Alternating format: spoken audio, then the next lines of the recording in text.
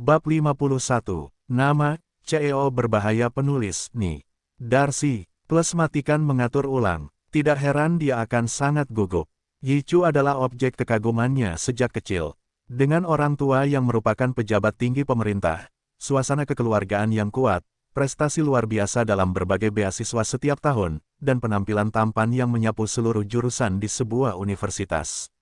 Semuanya cukup baik hingga membuatnya merasa malu. Alasan mengapa Siatong mengenalnya adalah karena Yi Chu diundang untuk memberikan ceramah di SMA Kingze tempat Siatong duduk di bangku kelas 3 SMA. Di akhir ceramah, Siatong tidak mau melepaskan kesempatan untuk berhubungan dekat dengan sang idola, jadi dia dengan berani menggosok ke sisinya dan menanyakan beberapa pertanyaan yang bahkan dia tidak mengetahuinya. Siapa tahu, Yi Chu tidak hanya tidak sabar, tapi dengan sabar menjawabnya satu persatu. Sepanjang liburan musim dingin kelas 3 senior, Siatong akan pergi ke perpustakaan tempat Yi Chu sering menginap hampir setiap hari. Dengan semakin seringnya bertemu satu sama lain, tanpa disadari mereka menjadi akrab. Kemudian, dengan bantuan Yi Chu, matematika lemah Siatong membuat kemajuan besar. Dia awalnya ingin bekerja keras untuk masuk universitas yang sama dengan Yi Suechang. Sayangnya, ujian masuk perguruan tinggi ketinggalan beberapa poin. Belakangan, dia merasa sangat malu atas kepedulian Yi Chu terhadap dirinya sendiri selama 6 bulan terakhir, jadi dia sengaja mengasingkan satu sama lain. Siapa tahu hari ini akan sangat kebetulan, Siatong memandang pria di depannya sambil tersenyum tenang, hanya merasa sangat sesak. Belanja sendirian, dia memecah keheningan di antara mereka dengan senyuman. Siatong mengangguk, menggelengkan kepalanya, dan mengangguk lagi. Aku benci kepanikanku saat ini. Untuk waktu yang lama, dia berhasil menenangkan diri. Yi Suechang, apakah dia manusia? Dia menjabat kantong kertas di tangannya. Saya membeli beberapa buku berbahasa Prancis. Saya pikir saya perlu pergi ke luar negeri dalam beberapa hari. Hati Siatong tegang. Yi Suechang, apakah kamu akan pergi ke Prancis? Dengan baik, dia mengangguk. Profesor Aiken dari HEC Paris mengundang saya untuk belajar untuk mendapatkan gelar master di bidang politik dan hukum. Setelah berdiskusi dengan orang tua saya pikir ini adalah kesempatan yang baik. HEC Paris, sekolah yang terkenal di dunia, hanya bisa dimasuki oleh seorang jenius seperti Yi Suechang. Siatong sangat bahagia untuknya dan mengulurkan tangannya. Selamat, Yi Suechang. Yi Chu tidak bergerak, tetapi hanya menatapnya dan tertawa. Tong, aku ingat kamu pernah memberitahuku bahwa kamu juga ingin belajar di Prancis. Siatong tertegun. Untuk sesaat, perasaannya campur aduk. Tentu saja dia ingin pergi. Belajar di Prancis selalu menjadi impian terbesarnya. Tetapi ada terlalu banyak masalah praktis di hadapannya, dia tidak bisa membebaskan diri. Masalah sebenarnya yang pertama adalah dia tidak punya uang. Seolah menebak pikirannya, Yi Chu berkata, Tong, aku akan mencarimu akhir-akhir ini, tapi tidak ada yang menjawab ketika aku meneleponmu melalui ponselmu. Aku tidak menyangka akan bertemu denganmu hari ini. Aku berharap untuk berangkat dalam 2 hari. Jika kamu ingin pergi bersamaku, beritahu aku. Jangan khawatir tentang hal lain. Aku akan membantumu. Petik 2. Aku, Siatong hanya ingin menolak. Dia meremas tangannya dan menulis serangkaian angka di telapak tangannya. Ini nomor saya. Lalu dengan lembut mengusap kepalanya, tidak ada yang perlu dikhawatirkan. Gadis kecil, aku akan melindungimu. Jangan khawatir tentang apapun. Aku akan melindungimu. Siatong berjalan dengan sepatunya, dan sepanjang jalan dia melihat tulisan tangan King Jun di telapak tangannya, tertawa. Seperti orang bodoh, hanya ketika dia berhenti barulah dia menemukan bahwa rumah musim panas sudah dekat. Dia membungkuk untuk memakai sepatunya, dan tidak bisa lepas dari apa yang harus dia hadapi. Kali ini, dia sangat ingin memperjuangkan masa depannya. Wang Ma, yang berdiri di depan pintu melihat sekeliling, melihat Siatong dan dengan cepat menyambutnya, Nona Siatong, kamu akhirnya kembali. Siatong mengangguk, ekspresi sedikit lelah, di mana ayah? Tuan dan istrinya sedang makan. Silakan masuk dengan cepat. Dengan baik, Siatong mengangguk dan melangkah maju. Namun dalam sekejap, aula di lantai pertama menjadi sunyi. Xia Huairenmeng di depan meja persegi melemparkan mangkuk dan sumpit, apakah kamu masih tahu bagaimana cara kembali? Siatong pergi ke meja dengan kepala tertunduk, ayah, maafkan aku. Saya minta maaf. Xia Xieren mencibir, Siatong, apakah Anda benar-benar menjanjikan? Apakah Tuan Wang adalah sesuatu yang dapat membuat Anda tersinggung? Tahukah Anda berapa banyak kata-kata baik yang telah saya ucapkan dan berapa banyak perasaan yang saya minta untuk membereskan kekacauan ini untuk Anda hari ini? Aku lebih suka memberi makan anjing ketika aku seusiamu. Melihat bahwa semakin dia berkata, semakin keterlaluan dia, Siatong tidak dapat menahan diri untuk membalas, tetapi Tuan Wang yang kamu katakan adalah binatang buas yang menyamar. Tadi malam, suaranya tercekat, aku hampir diperkosa olehnya tadi malam. Bagaimana dengan pemerkosaan? Xia Xieren tertawa, ada apa dengan Tuan Wang? Dia punya uang dan status. Ini adalah berkahmu karena dia bisa mengagumimu. Siatong, betapa sedih dan tidak puasnya kamu. Kamu pikir kamu ini siapa? Siapa yang tahu yang mana? Benih liar laki-laki yang dikandung ibumu. Aku hanya ingin menerimamu karena aku merasa kasihan padamu. Sekarang reputasimu buruk di kota A. Kualifikasi apa yang membuatmu harus pilih-pilih? Siatong berdiri diam, tidak bisa berkata-kata sepatah kata sejenak. Kata-kata ini selalu tersebar luas di kalangan orang-orang, namun belum pernah ada orang yang naik ke tahap seperti ini. Bisa dibayangkan bahwa Xia Huairen bertekad untuk menyelesaikan masalah dengannya kali ini. Haha, Siatong melangkah mundur, dengan cibiran tipis di wajahnya, maaf, ayah, aku mengerti hari ini bahwa aku hanya bersikap asmara sepanjang waktu. Aku khawatir tidak ada seorang pun di keluarga ini yang benar-benar menghargainya, aku sebagai kangen keluarga Xia. Nona Xia di meja persegi tiba-tiba mencibir, kamu mengerti saja. Siatong melanjutkan, kalau begitu, aku tidak tertarik untuk tinggal lebih lama lagi. Ketika dia selesai, dia ingin berbalik dan berjalan keluar, tetapi dia melihat ada dua pengawal berjas di depannya dan menghentikan jalannya. Di belakangnya, Xia Huairen mencibir lagi, Siatong, kamu terlalu aneh. Aku sudah berlari kencang di pusat perbelanjaan selama bertahun-tahun, tapi aku tidak pernah merugi. Siatong tercengang, apa yang kamu inginkan dariku? Dia melangkah ke arahnya, meremas dagunya dan berkata perlahan, saya tidak pernah tahu Anda memiliki kemampuan untuk membingungkan pria seperti ini. Hari ini, Tuan Wang berkata bahwa selama saya dapat mengirim Anda kepadanya lagi, dia dapat membiarkan masa lalu berlalu, lewati semua yang terjadi kemarin. Dia menunduk, menatapnya, Siatong, kamu harus memberiku penampilan yang bagus. Lalu dia membuangnya dan berkata, seret ke kamarku dan kunci. Dua pengawal berjas menerima perintah, di satu sisi, Siatong Lian akan diseret ke lantai 2. Siatong gemetar dan berteriak, Xia Huairen, lepaskan aku. Xia Huairen, mengapa kamu memenjarakan kebebasan hidupku? Mengapa kamu ikut campur dalam pernikahanku? Anda melanggar hukum, pidana. Baiklah, raungan Siatong ditutupi oleh sepasang telapak tangan besar, dan tubuhnya digendong ke bahunya oleh pengawal lain. Seluruh tubuhnya begitu terkekang sehingga dia tidak bisa bergerak sama sekali. Hanya bisa membiarkan pengawal itu menggendongnya, dirinya masuk ke kamar, terbanting ke tempat tidur, disusul suara pintu dikunci. Dia enggan menepuk pintu, tapi percuma.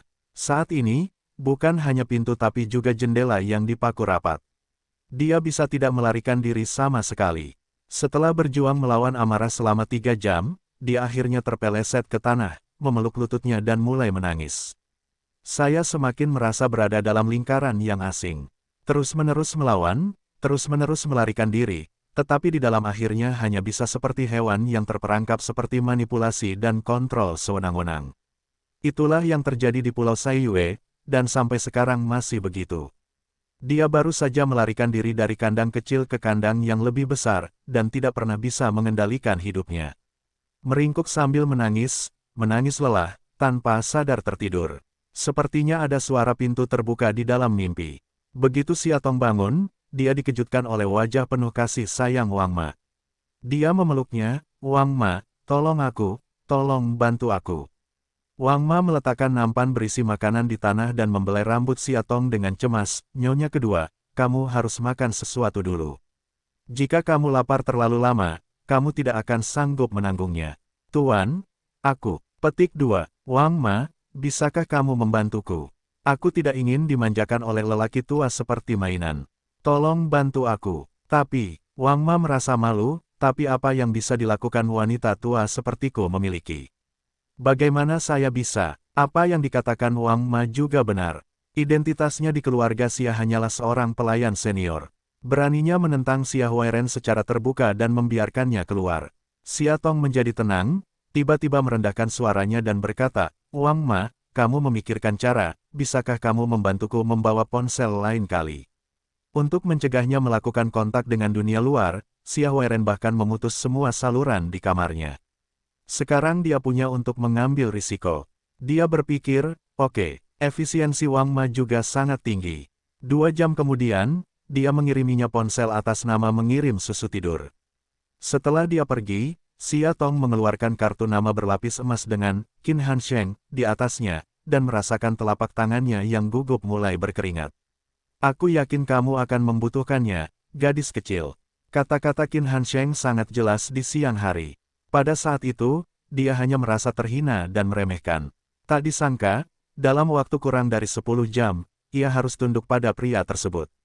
Kata-kata Qin banyak benar, harga diri hanyalah sisa permainan orang kaya.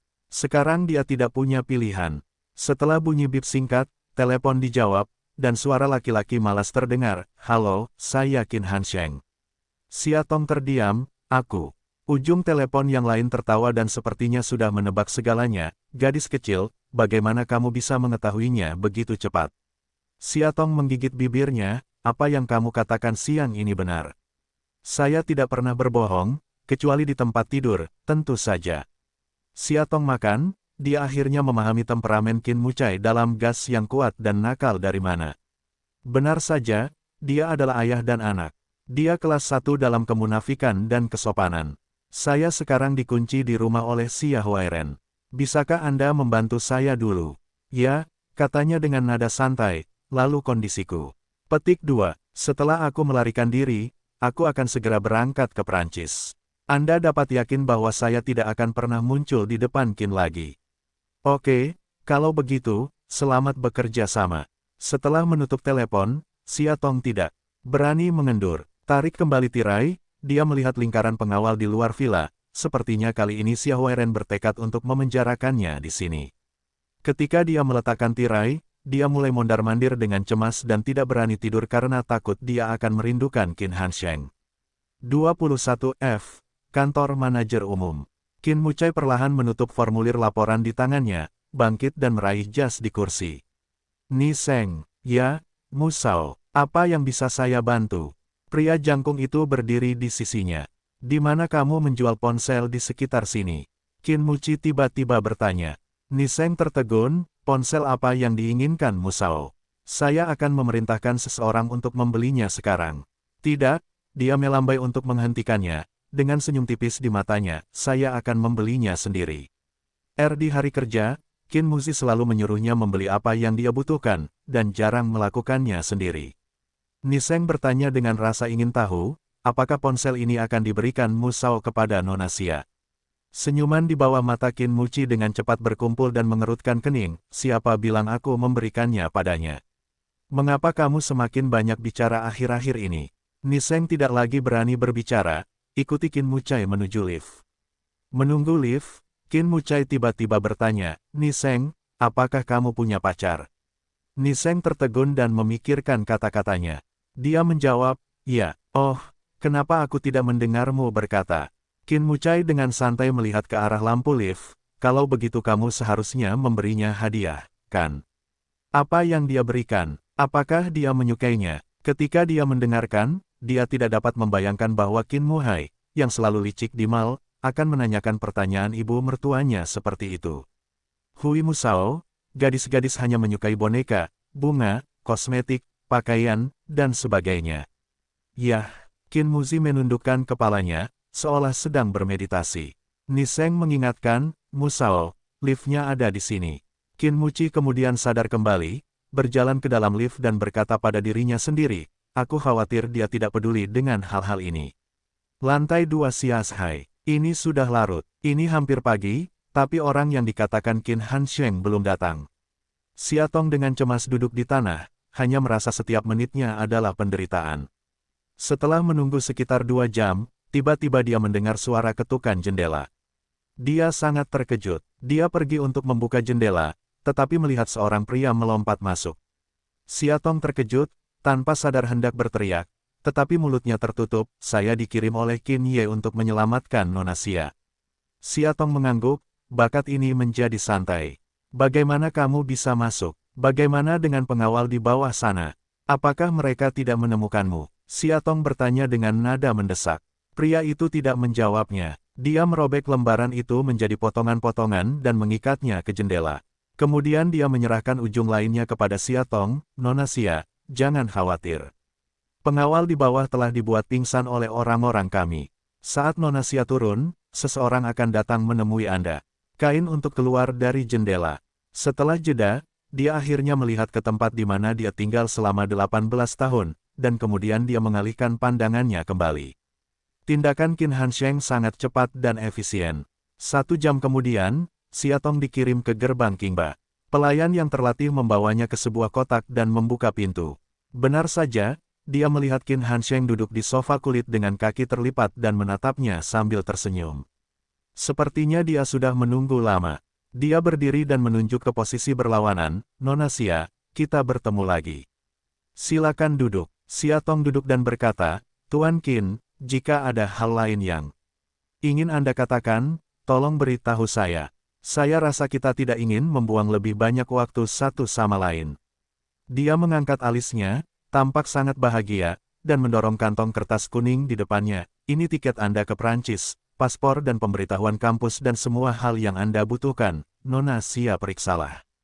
Xia Tong membuka kantong kertas, dan tiket dipesan pada jam 5, jam 30 pagi. Yang tinggal 2 jam lagi dari sekarang.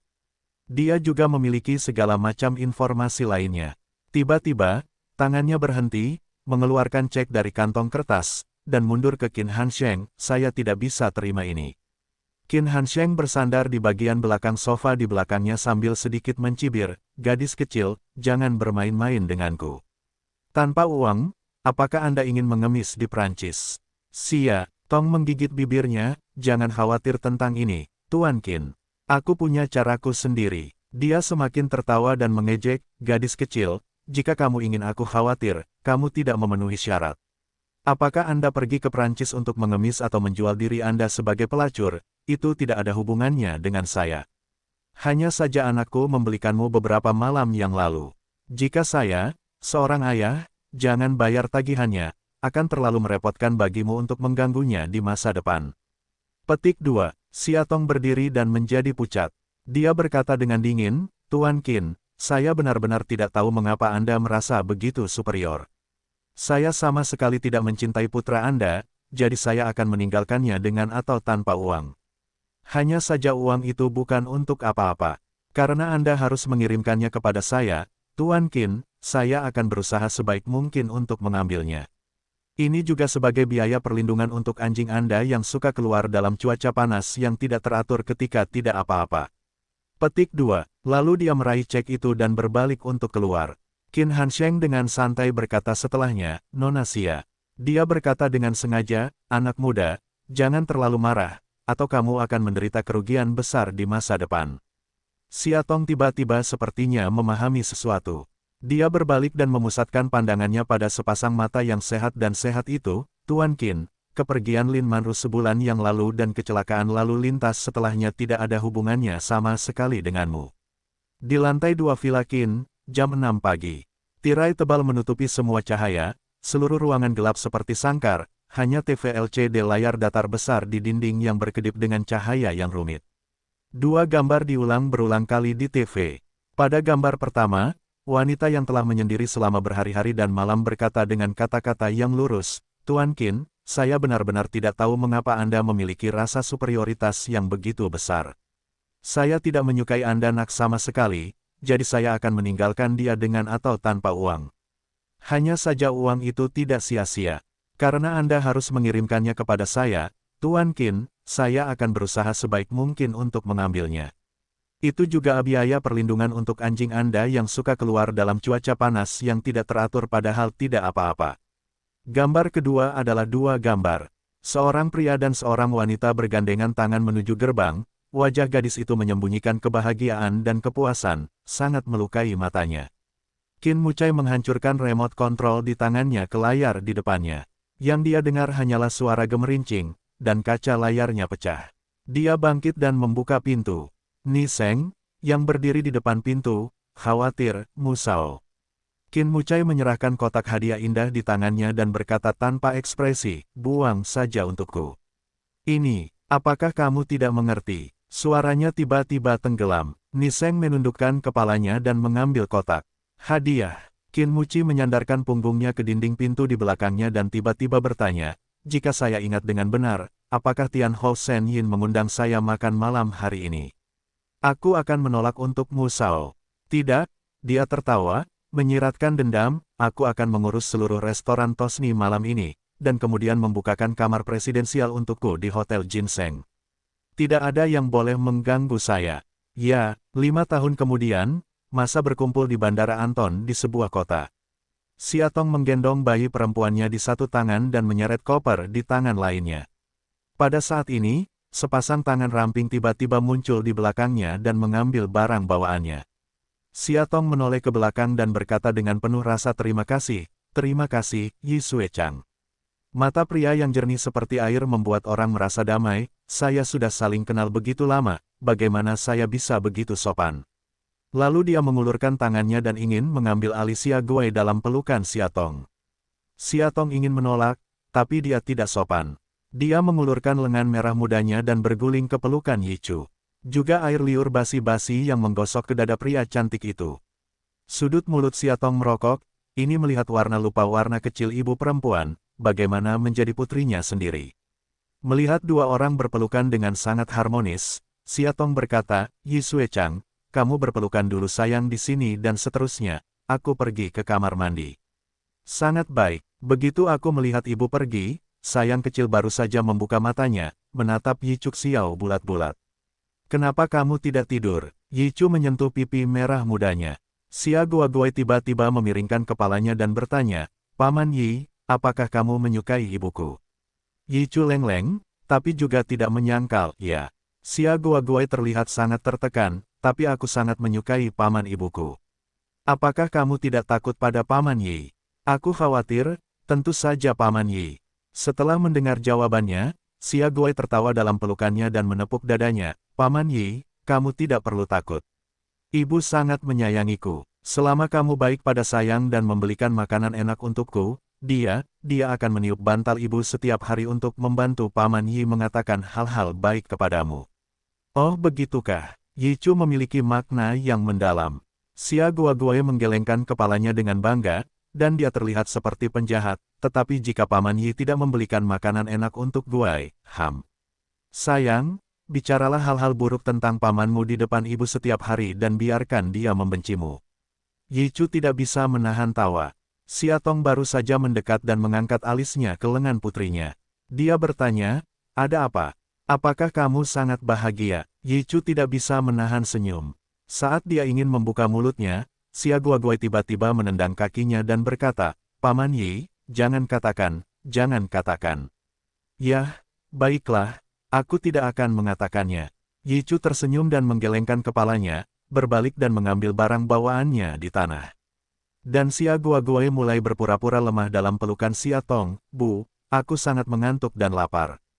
Petik 2. Siatong tidak tergerak, bisa segera makan. Bu, aku tidak sabar. Kalau aku tidak makan kue coklat, aku akan mati kelaparan. Ucapnya hingga membuat sepasang orang pingsan. Yi Chu tidak tahan, kenapa aku tidak membeli kue? Siatong menghentikannya, jika anak ini dimanjakan lagi, itu tidak mungkin. Dia menundukkan kepalanya dan berkata kepada putrinya dalam pelukannya, Xia sayang, jika kamu berpura-pura mati lagi, tidak akan ada Barbie yang ibu janjikan untuk kamu beli. Dengan baik, mendengar ucapan itu, sepasang Xia Guoguai yang baru saja kembali sekarat segera melompat untuk duduk. Kedua, tangannya merangkul leher Siatong, menyanjung Dairup, dengan menyedihkan memohon belas kasihan, Bu. Siatong menepuk kepalanya dan menggelengkan kepalanya tanpa daya. Di dalam taksi, Xia Guoguai, yang masih meminta permen, sedang tidur nyenyak. Mulut Baji sesekali seperti sedang bermimpi mencicipi makanan. Yi Chu duduk di sampingnya dan tidak bisa menahan diri untuk tidak menghela nafas. Sayang, manis sekali, mirip denganmu. Apakah itu? Siatong menunduk dan menyentuh wajah putrinya, tapi dia tidak berbicara. Dia tiba-tiba bertanya, kapan kamu akan memberitahunya? Tangan Siatong makan, lalu perlahan-lahan meletakkannya. Tentu saja dia tahu apa yang dikatakan Yi Suechang. Siapa yang dia maksud? Hari-hari kelam 5 tahun lalu adalah mimpi buruk abadinya. Jika dia bisa, dia lebih suka tidak pernah mengingatnya. Aku tidak akan membiarkan dia tahu bahwa ada anak baik. Dia berkata, alis cantik Yichu sedikit berkerut, Siatong, apakah kamu egois? Kamu merampas haknya untuk menjadi seorang ayah. Petik 2. Tetapi ketika dia merampas hakku untuk menjadi seorang gadis 5 tahun lalu, apakah dia bertanya padaku? Yichu berhenti. Siatong tahu bahwa dia telah salah bicara dan berkata dengan suara rendah, maaf, Tuan Yi. Masalah ini tidak ada hubungannya denganmu, tapi aku mempunyai sifat buruk padamu. Saya tahu bahwa Anda telah menjalani kehidupan yang sulit selama bertahun-tahun. Anda harus belajar dan memimpin seorang gadis yang baik. Pada awalnya, saya mengatakan saya akan melindungi Anda, tetapi pada akhirnya saya sangat menyakiti Anda. Saya harus mengatakannya, maafkan aku. Merasakan gravitasi di udara, Siatong memutuskan untuk mengubah topik, biarkan masa lalu berlalu. Jangan membicarakannya, mari kita bicarakan rencana kita untuk kembali ke kota kali ini. Yichu mengangguk dan menyerahkan setumpuk materi kepada Siatong. Perusahaan NES adalah perusahaan hiburan yang sangat kuat yang telah berkembang di kota dalam beberapa tahun terakhir. Tim artisnya sangat kuat, termasuk permaisuri awal Shen Yin dan model yang sekarang populer Mina NES berencana mengadakan jamuan makan untuk memilih kepala perancang busana dalam 5 hari untuk membangun momentum publisitas kuartal berikutnya. Siatong sambil membalik informasi dan foto di tangannya, sambil mendengarkan dengan acuh tak acuh, ketika menoleh ke salah satu dari mereka berhenti. Foto tersebut memperlihatkan seorang pria muda dan tampan, dengan wajah agak bersudut, alis terangkat ke pelipis, hidung lurus dan anggun, bibir tipis dan seksi, serta mata hitam mengalir yang mempesona. Mengenakan setelan buatan tangan Italia, duduk dengan tampilan yang mulia dan anggun, tipikal pria sejati. Dia menunjuk ke gambar itu dan bertanya, siapa ini? Gu Haoran, CEO NES. Begitu muda, bagaimana Siatong bisa berbicara? Dalam benaknya, pria yang bisa menjadi presiden harus berusia minimal 40 atau 50 tahun, meski tidak botak dan perutnya buncit. Pria di foto itu pasti berusia tidak lebih dari 30 tahun. Anda tidak ingin melihatnya muda, tapi dia tidak kalah dari veteran bisnis manapun. Berkat kepemimpinannya, NES tumbuh begitu kuat dalam beberapa tahun terakhir. Petik 2. Siatong tertawa, masih tumbuh dengan baik. Lalu dia melirik Yichu dan berkata, Yi Suechang, jarang melihat pria tampan yang lebih panjang darimu. Kamu gadis, kamu bercanda lagi. Yichu sedikit malu, dalam pesta 5 hari, akan ada banyak desainer terkenal di industri ini. Kamu harus membuat persiapan yang baik hari ini. Pada saat itu, jika kamu bisa memenangkan tempat pertama dan menarik perhatian para petinggi pengelolaan NES, Anda akan semakin dekat dengan impian Anda. 5 hari kemudian, Siatong akan pulang dari sekolah dengan Patu dikirim ke Yichu di sana, menyuruhnya untuk membantu menjaga. Ketika dia pergi, Xia Guoguoi mengerutkan wajah kecilnya, memegangi kaki Siatong dan menolak melepaskannya. Bu. Siatong tidak tahan untuk berjongkok, taat, Paman Yi akan menjagamu di malam hari. Ibu akan menjemputmu setelah dia selesai. Mata Summer sayang merah, Bu, jangan. Siatong merasa lebih buruk lagi. Sejak dia melahirkan seorang gadis yang baik, dia memiliki sedikit waktu untuk menemaninya karena dia harus memperhatikan studinya. Sebagai seorang ibu, dia benar-benar tidak memenuhi syarat. Mengapa kamu tidak kembali di malam hari dan membawa kamu kue coklat? Dia membicarakannya. Xia Guoguoi menatapnya dan menatapnya. Setelah beberapa saat, dia mengulurkan jari dan berkata, kata-kata ibu diperhitungkan. Kait tangan, kesepakatan. Begitu Siatong pergi, Xia Guoguoi segera membersihkan penampilan sedihnya dan bergegas ke pelukan Yichu di belakangnya sambil tersenyum. Paman Yi, kamu sangat mencintaiku. Mari kita saksikan kambing yang menyenangkan dan serigala abu-abu bersama-sama. Ibu tidak mengizinkanku menonton TV di rumah. Sangat sulit untuk menjadi gadis yang baik. Yi, Chu sedikit terkejut memeluk tubuh kecil lembut itu. Xia Guoguoi mengangkat alisnya ke dalam pelukannya, dan dia berhasil menipu sepotong kue coklat. Oh. Kembali ke rumah, Siatong mengganti pakaian dan sepatu yang telah dia siapkan, dan hanya mencocokkan 2 perhiasan, jadi dia buru-buru menghentikan taksi dan menuju tempat perjamuan hari ini, Hotel Jinhuan. Di dalam taksi, dia mengambil cermin untuk memperbaiki riasannya. Dia tidak turun sampai dia yakin di sana tidak masalah. Hotelnya dekat di depan kami, dan bangunan dengan puluhan lantai membuat kami merasa takut dan pasrah, seperti sangkar yang indah. Siatong melihat sekeliling dengan santai dan menemukan bahwa para tamu semuanya berdandan, dan mereka perhiasan cerah bersinar. Dia menarik napas dalam-dalam, mencoba mengusir rasa takut di dalam dirinya, dan berjalan menuju gerbang. Saat itu, sebuah mobil sport berwarna perak tiba-tiba muncul dari lengan kirinya, hampir menyekat tubuhnya dan berlari ke pintu hotel. Siapa yang begitu tidak bermoral? Siatong sedikit kesal, tetapi ketika dia melihat plat nomor Rolls-Royce di mobil sport itu, dia hanya bisa mendecakkan lidahnya tanpa daya. Orang kaya, dia tidak bisa mendapat masalah. Pintu mobil sport terbuka dan dua pria dan seorang wanita keluar dari mobil. Seorang pria tinggi dan tegap, dan gadis di sampingnya menawan dan cantik. Di lobi hotel, seorang pria bertuksedo keluar dan membungkukkan mereka ke pintu. Siatong mengikuti mereka, memandangi Hentian Gao, yang cantik setinggi 10 cm, dan diam-diam mengutuk dalam hatinya, duan. Tiba-tiba, saat dia menaiki tangga, si cantik mengeluarkan, aduh, dan hampir jatuh ke tanah. Siatong mengikuti di belakang, senang. Hehe, retribusinya terlalu cepat dan akurat. Memang benar dikatakan bahwa itu rusak. Sebelum pertemuan, si cantik memegang lengan pria di sampingnya dan berkata, sayang, tumitku patah. Suaranya begitu indah hingga tulang orang terasa renyah. Siatong masuk dengan kepala tertunduk. Dia lewat, dan akhirnya dia tidak bisa menahan tawa. Halo, si cantik sepertinya menyadarinya dan menghentikannya, apa yang kamu tertawakan? Siatong tidak mau memperhatikan dan terus berjalan masuk. Tanpa diduga, semakin banyak si cantik berkata, semakin tajam dia, wanita desa di depanku, berhenti. Suaranya begitu melengking hingga menarik banyak penonton. Karena tidak tahan, Siatong berbalik dan berjalan ke arah si cantik sambil tersenyum. Maaf, gaun ini disebut Dream Venus. Ini adalah gaun terbaru yang dirancang oleh perancang busana terkenal Prancis Alex, yang bernilai 3 juta franc. Jika Anda tidak memahami wanita muda ini, bisakah Anda berhenti bicara? Jika tidak, Anda akan mudah membodohi diri sendiri.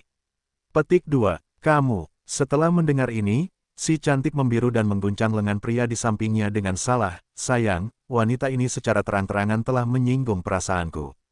Kamu harus memberinya pelajaran untukku. Namun pria itu hanya mengerucutkan bibirnya dan sepertinya tidak membuka mulutnya. Siatong mendekat dan mencium keindahannya. Si cantik merasa jijik dan mendorongnya menjauh. Apa yang kalian lakukan, wanita malang? Minggir, jika aku tidak salah, apakah itu channel N5 yang ada pada Nona? Jadi apa? Siatong berkata sambil tersenyum, tidak ada apa-apa. Aku hanya ingin memberitahumu, meski wangi ini laris manis, namun rasanya terlalu kuat. Nyatanya, tidak cocok untuk pesona ringan unik wanita Asia. Jika Anda menyemprotkannya ke tubuh Anda, itu akan membuat Anda lebih menarik. Dia menggelengkan kepalanya. Aku merasa vulgar. Kamu cantik mengambil langkah ke arahnya, tapi lupa tumit patah di kakinya. Dia tidak mengendalikan tubuhnya dengan baik dan jatuh ke tanah. Siatong membungkuk, oh, aku tidak berani diperlakukan sebagai hadiah sebesar itu oleh seorang wanita cantik. Aku sangat sibuk, jadi aku pergi dulu. Sampai jumpa. Lalu dia berbalik dan berjalan menuju lobi hotel. Namun tiba-tiba di depan dada yang tebal dan padat, menghalangi jalannya. Siatong mengangkat matanya perlahan, dan yang terlihat di matanya adalah wajah cantik tanpa pasangan. Seperti dua kacang polong di gambar. Gu Haoran, Siatong diam-diam tersenyum. Siapa namamu? Gu Haoran memegangi lengannya dengan anggun dan ceroboh di depannya. Tidak ingin bermain-main untuk menolak menemui triknya, Siatong menjawab dengan jujur, Siatong. Siatong, dia mengunyah dua kata ini dengan hati-hati, dan kemudian, menurutku kamu sangat menarik. Apakah kamu tertarik menjadi pacarku? Begitu suara itu turun, sebuah suara datang dari belakang sambil mengeluh kepada sang pahlawan wanita, sayang. Gu Haoran menutup telinga dan menatapnya dengan tenang. Apa untungnya menjadi pacarmu? Dia bertanya, apa yang kamu inginkan? Siatong terdiam, saya ingin menjadi nomor 1 malam ini. Dia memandangnya dari kepala hingga kaki, lalu mengulurkan tangannya sambil tersenyum, tidak masalah.